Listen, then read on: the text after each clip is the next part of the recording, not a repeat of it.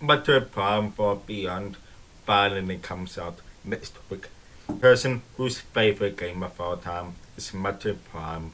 I'm very excited, but as a writer, I'm very worried because the writing that we've seen so far hurt my soul a little bit. G'day mates, Ming here and welcome to this video.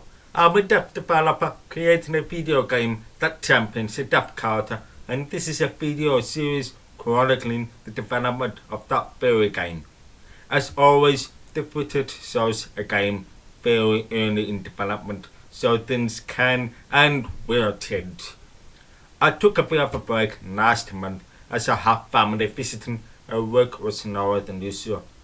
This month I worked fast and I finished the boss for a prototype, which was basically modeling out some names in Blender. Briefly, Blender hates me, so I did spend too long here. Thankfully, this was the last of the work that I had planned for the boss, so now it's ready for a prototype. Today, we will be looking at the attacks in more detail and discussing how I made the attacks readable for the player. For me, a boss battle was all about the different attacks the boss would deliver and how much they hit for.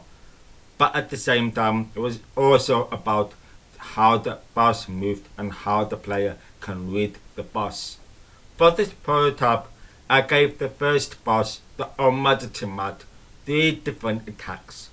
The Almighty Mud is buried in the ground in the cavern, so I wanted to limit the movement, but the attacks still had to have variety. This is why I designed attacks that made sense within the context of the boss itself. This meant 2 things. One, I wanted the player to know when the boss was about to attack, and 2, I also wanted the player to know exactly what the attack was going to be. The first attack I made was the arm hammer attack, which consisted of the Almighty Mud raising its arm and bringing it down in the slam motion. This attack would do a moderate amount of damage. And for readability, the simple answer was having the attacking arm hover around the battlefield for a few seconds, giving the player time to dodge.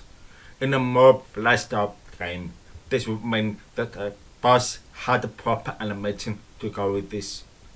I mentioned the player having time to attack in the last video.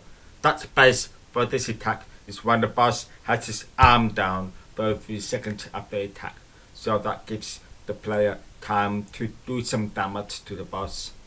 For a second attack, I wanted to do an area attack where the player had to dodge environmental damage, and I did this through the boss causing rocks to fall from a ceiling, ensuring that the player had to keep moving to avoid this attack. Each piece of rock would cause a minimum amount of damage, but if the player is constantly hit, their arm built up to do some serious damage. And then once the attack has finished, the boss will make itself vulnerable and the player has the opportunity to attack.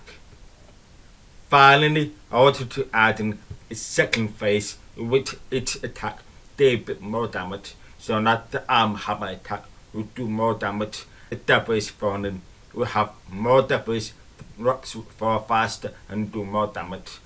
And then in the second phase, the boss has one more attack, which will be his tail snaking up and slamming down hard as well.